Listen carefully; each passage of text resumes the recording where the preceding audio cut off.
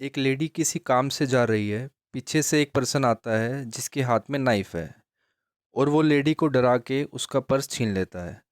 Lady अपने purse को वापस लेने की इंटेंशन से उस पर्सन को इंजरी पहुंचा के पर्स ले लेती है। यहाँ उस पर्सन ने तो ऑफेंस किया है, लेकिन क्या लेडी ने भी इस पर्सन को इंजरी पहुंचा के कोई ऑफेंस किया है? या लॉ ऐसी एक्ट को एग्जेम्प्ट करता है क्रिमिनल लाइबिलिटी से, चाहे किसी को इंजरी भी हुई हो? हेलो फ्रेंड्स, मैं हूं अंशुमन और आज हम आईपीसी के चैप्टर 4 जनरल एक्सेप्शन का ओवरव्यू लेंगे। एज जनरल रूल, लॉ ये मानता है कि हर पर्सन को अपने एक्ट के नेचर और उससे क्या कॉन्सिक्वेंसेस हो सकते हैं ये पता होता है, और इसी प्रिंसिपल को यूज़ करके उस पर्सन को उस एक्ट के लिए रिस्पॉन्सिबल माना जाता है। लेकिन इस जनरल प्रिंसिपल के कुछ एक्सेप्शंस हैं। जब मेंसिया की अब्सेंस की वजह से उस पर्सन को ऑफेंस के लिए लायबल नहीं माना जाता है। आप सबने एक मैक्सिम सुनी होगी, एक्टस नॉन फेसिट्रियस निसी मेंसिट्रिया, यानी एक्ट तब तक गिल्टी नहीं हो सकती जब तक माइंड भी गिल्टी ना हो। जैसे एक बड़ा शिप जा रहा है और उसके सामने एकदम दो छोटी बोट आ जाती हैं। उसके रास्ते वाली बोट पे 20 आदमी हैं और दूसरी बोट पे 2। ये दोनों बोट्स शिप के इतनी पास हैं कि अब शिप वाला अगर दोनों को बचाने की सोचता है तो उसकी शिप पलट सकती है जिसमें 1000 आदमी हैं। तो शिप के कैप्टन के पास दो ही ऑप्शन है, या तो रास्ते में जो 20 आदमी वाली बोट है उसे टक्कर मार दे, या फिर थोड़ा स्टीयरिंग घुमा के 2 आदमी वाली बोट को टक्कर मार दे। शिप कैप्टन 20 लोगों को बचाने के लिए 2 लोगों वाली शिप को टक्कर मार देता है और उनकी डेथ हो जाती है। यहाँ दोनों बोट्स एकदम से आई थी शिप के सामने, और शिप कैप्टन ने अपनी शिप के 1000 आदमी और सामने वाली बोट के 20 आदमी को बचाने के लिए 2 आदमी वाली बोट को टक्कर मारी।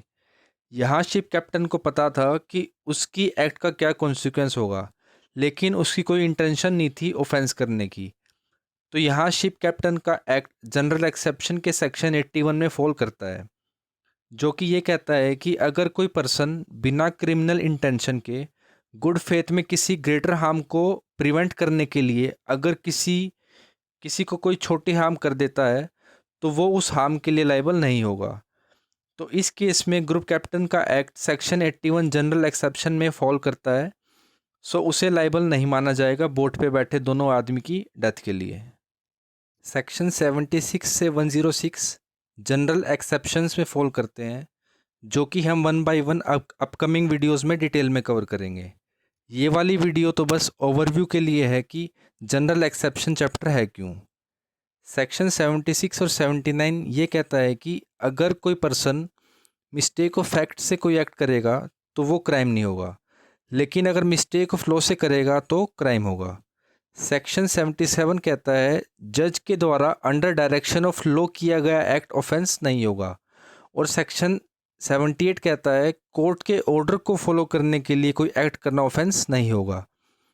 सेक्शन 80 में लिखा है अगर कोई लॉफुल एक्ट करते टाइम कोई एक्सीडेंट हो जाए जिसे करने की कोई इंटेंशन या नॉलेज नहीं थी तो वो पर्सन लायबल नहीं होगा।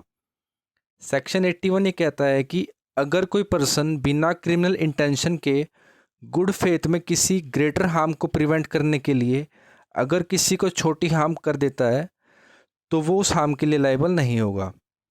सेक्शन 82 कहता है 7 साल से कम उम्र के बच्चे का एक्ट ऑफेंस नहीं माना जाएगा।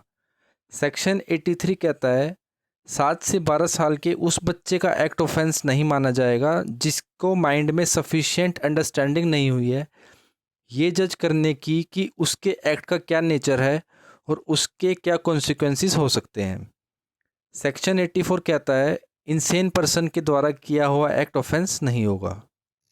सेक्शन 85 कहता है किसी ने बिना आपकी नॉलेज के या ज़बरदस्ती आपको पिला दी और आपको इतनी चढ़ गई कि आप समझ नहीं पा रहे अपने एक्ट का नेचर, तो तब आपने जो एक्ट किया वो ऑफेंस नहीं होगा।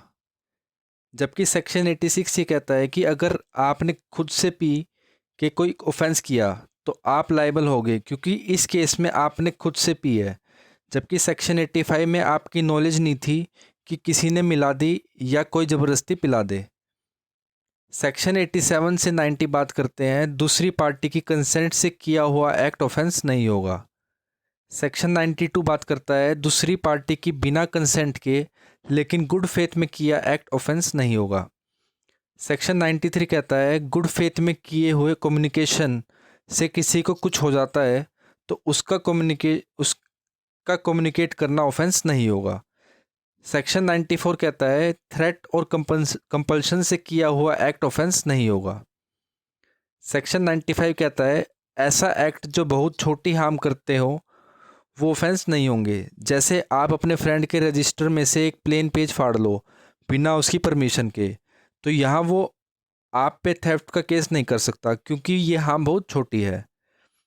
सेक्शन 96 टू 106 बात करते हैं राइट ऑफ प्राइवेट डिफेंस के बारे में कि हर पर्सन के पास अपनी बॉडी और प्रॉपर्टी को प्रोटेक्ट करने का राइट है किसी ऑफेंडर से, और अगर प्राइवेट डिफेंस के राइट को एक्सरसाइज करते वक्त ऑफेंडर को इंजरी हो जाती है तो जिसने प्राइवेट डिफेंस एक्सरसाइज किया वो लायबल नहीं होगा उस इंजरी के लिए।